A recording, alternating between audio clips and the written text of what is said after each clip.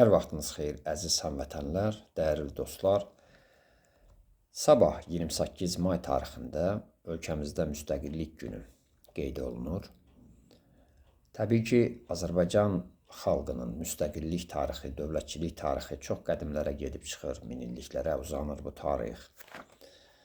Sadəcə 20-ci əsrin əvvəllərində Azərbaycan xalqı öz elitasının rəhbərliyi altında dövrün tələblərinə və ideallarına cavab verən yeni bir dövlət formalaşdırdı. Təəssüflər olsun ki, bu dövlət cəmi 23 ay yaşadı. Bir çox obyektiv və subyektiv səbəblərdən və gərək biz hesab etməyək ki, bu dövlət Azərbaycan Demokratik Respublikası tamamilə süquta uğradı. Çünki mən hesab edirəm, mənim fikrim belədir, razılaşmaya bilərsiniz, amma mənim zənnimcə Azərbaycan dövlətçiliyi forma dəyişdirdi. Mahiyyət və məzmun qaldı. Dövlətin bilirsiniz ki, 4 əlaməti var. Əhali, ərazi, idarəetmə aparatı və bir də tanınma. Və biz baxsaq görərik ki, ərazi itkilərinə məruz qalsaq da, təəssüflər olsun ki, Azərbaycan ərazisinin, bugünkü ərazisinin də böyük əksər hissəsi özümüzdə qaldı, Azərbaycan xalqının sərəncamında qaldı. Və əhali tərkibi təbii ki, dəyişməyibdir. Azərbaycan xalqı bugün də var, sabah da mövcud olacaq.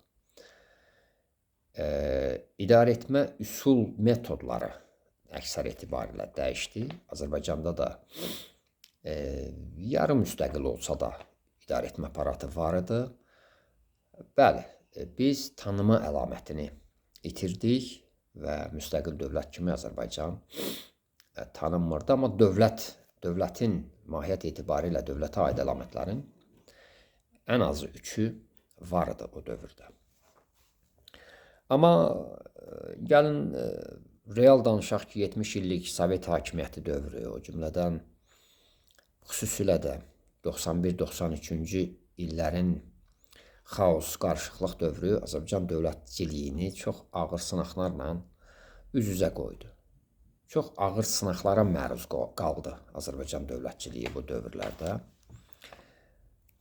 Və 1993-cü ildə məhz ümummilli lider Heydər Əliyev cənablarının hakimiyyətə qayıdışı xalqımızın dövlət quruculuğuna, dövlətçiliyinə yeni həyat verdi.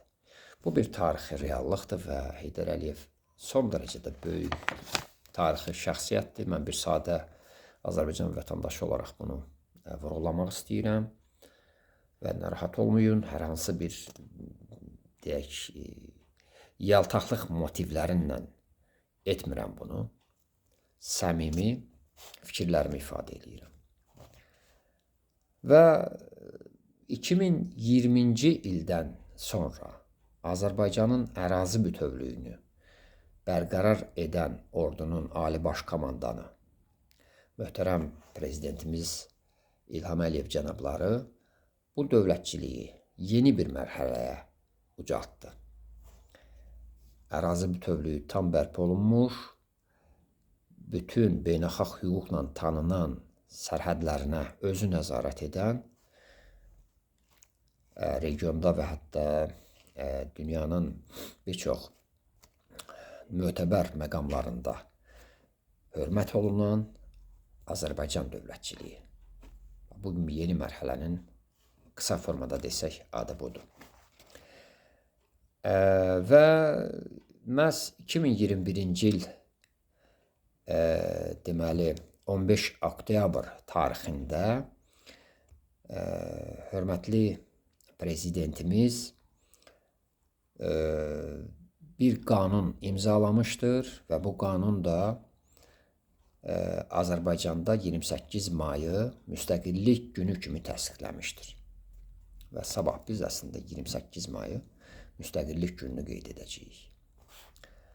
Mən sadə bir Azərbaycan vətəndaşıyam, hüquqşünasam. 5 il təhlükəsizlik orqanlarında çalışmışam. Əməliyyatçı olmamışam heç zaman. Heç bir əməliyyatda filan iştirak etməmişəm. Təhlilçi olaraq hüquqi ekspertiza, tərcümə bu sahələrdə Azərbaycan dövlətinə hərbiçi kimi xidmət eləmişəm.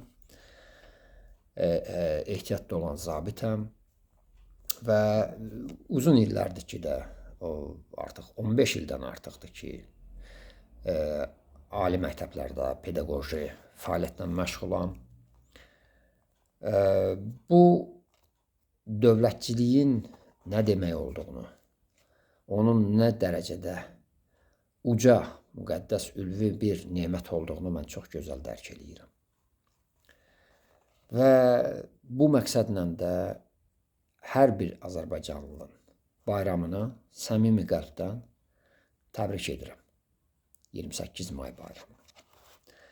Müstəqil olmaq, dövlət qurmaq, o demək deyil ki, deyək ki, biz dünyada hansısa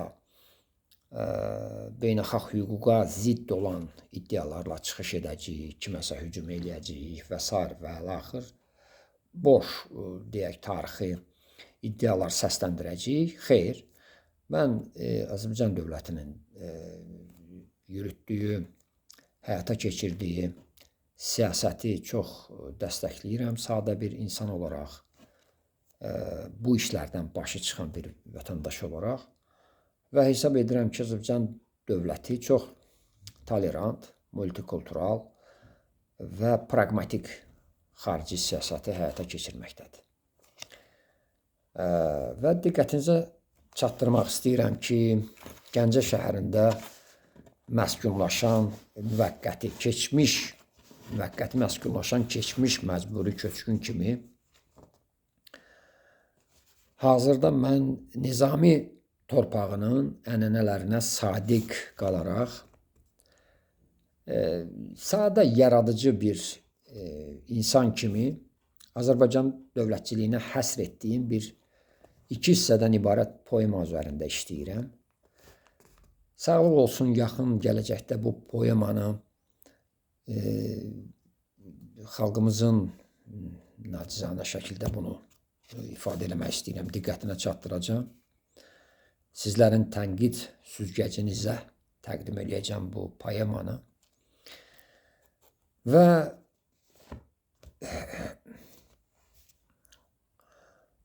bu Azərbaycan dövlətçiliyi ilə bağlı da bir sıra məqamlara da təbii ki, həm tarixi baxımdan, həm siyasi ideoloji baxımdan, hüquqi baxımdan, sosial, ictimai, əxlaqi, mənəvi baxımdan bir çox fikirləri orada əksini tapacaq. Tarixi faktlara əsasən təbii ki.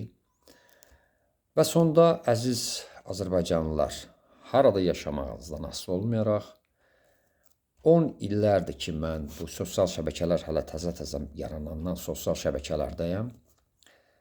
Həmişə də qəti əleyhinə olmuşam, hər hansı gizli, məxfi, başqa adla deyək ki, hər hansı sosial şəbəkə hesabları yaratmağın, orada çıxış eləməyin. Ramin Lev deyək, axtarış versəz, bax bu başlıqda sosial şəbəkə hesabları da mənimdir. Yeri gəlmişkən izləməyi, dəstəkləməyi xahiş edirəm sizdən ki, sizin də yaradıcı insanlara, müəllimlərə bir dəstəyiniz olsun. Deyək, burada pulunuz getmir, paranız getmir. Bəyənməklə, paylaşmaqla bizləri dəstəkləyə bilərsiniz, ruhlandıra bilərsiniz ki, biz də fəaliyyətimizi davam etdirək. Və 10 illərdir ki, dilimdə artıq əzbər olub bu. Bu çağırışları bir də səsləndirirəm bu müstəqillik günü münasibəti ilə. Əziz gənclər xüsusilə də xalqımız, dövlətimizin gələcəyi naminə hər zaman radikallığın, ekstremizmin, istər